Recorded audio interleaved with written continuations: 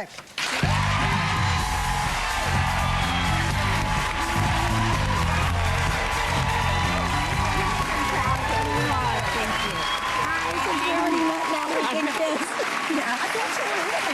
I know. But is that what you're supposed to do? Come and kiss everybody? I'm sorry.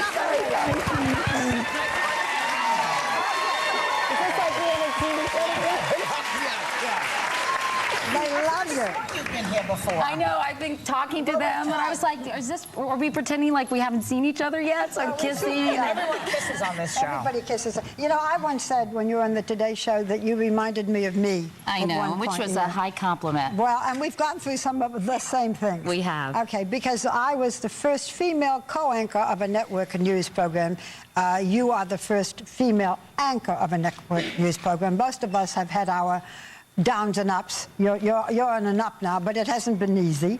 And you at one point said that you felt that sexism was as predominant, if not more so, than racism. Yeah, I was misquoted, actually, in an Israeli newspaper because the guy was taking notes in Hebrew and he didn't have his tape recorder, but that's... Okay. Well, do you think it's sexism? I think those are two different questions. I think what I've said in the past, that in our culture, sexism is more socially accepted. You know, saying comments about people based on their gender, particularly in the primary process, I think was not considered as repugnant as racism, and that in this country we need to get to a point where that is offensive as well. Okay, so that's what I said. What about you?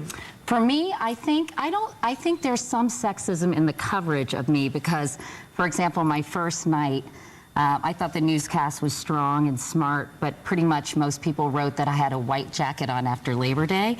And, you know, those rules are so 5 minutes ago, by the way. And it was winter white and P.S. Armani. So I was like, excuse me.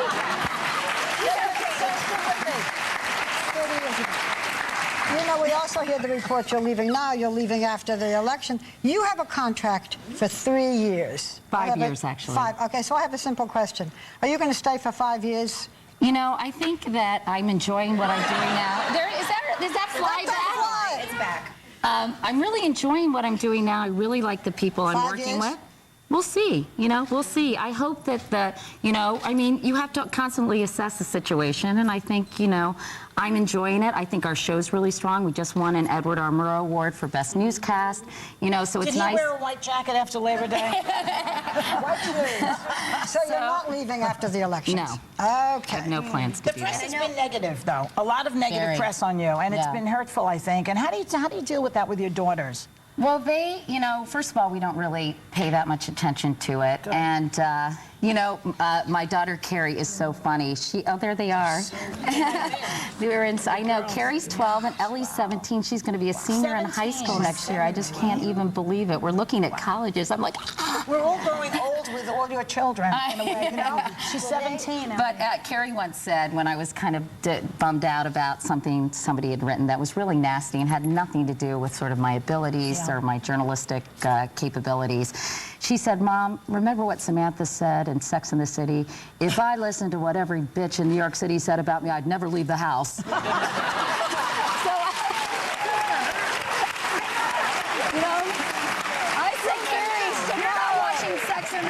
Are you?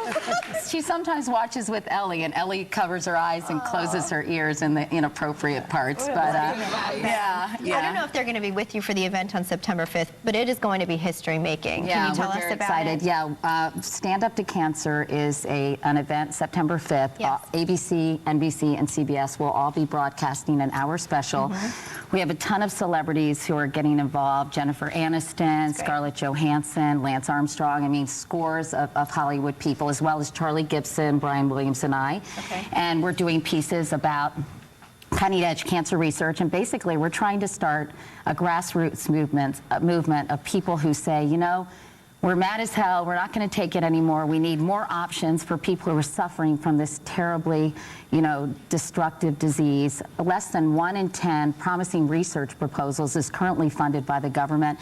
These brilliant scientists have all sorts of cutting-edge research at their fingertips. They're on the cusp of real breakthroughs, but they need funding. So you want it for all kinds of cancers? All it's cancers. Not just breast cancer, prostate cancer? No, all cancers, and in fact, dream teams that are from collaborative institutions will be funded.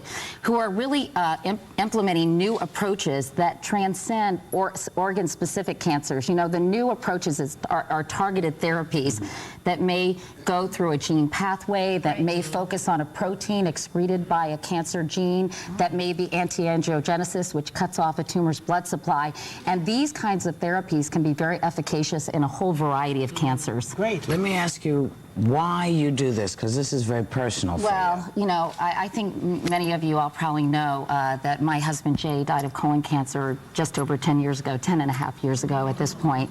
Yeah, he's so cute. And then my sister Emily died of pancreatic cancer 6 years ago. And I know one out of every 2 men will be diagnosed with cancer in his lifetime in this country. 1 out of 3 women. Everyone knows someone who's dealt with it and has gone through it. And I think it's time that we as a country said, you know what? If the government's not going to fund this, we as individuals can. We can all contribute. Well, you know, there are a lot of real drains on the U.S. budget right now, like the war in Iraq, and the money just isn't necessarily there. There were a lot of celebrities that participated in this, and let's take a look at the clip with some of these faces. This is a PSA. Yes, yeah. the PSA.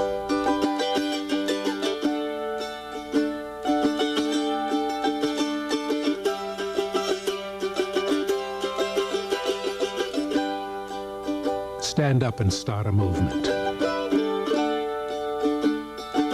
Stand up for a cure, a chance, a change. Stand up to know and say yes. Gonna rise up, find my direction magnetically. I'm gonna rise up, throw down my ace in the hole. This is where the end of cancer begins. Stand up with all of us. Stand up. Stand up to cancer.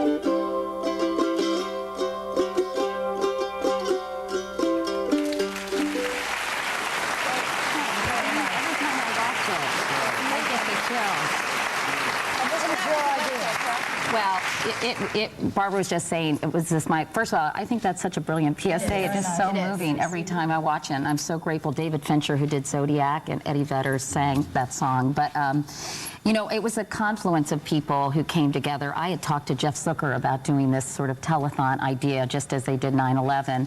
And then Sherry Lansing and Ellen Zifrin, you know Sherry, of course, who's on the board of the Entertainment Industry Foundation, they had the same idea. And then Ellen Ziskin and Noreen Fraser, who were getting chemo together, and she's produced the Academy Awards. You know probably all these folks. Yeah.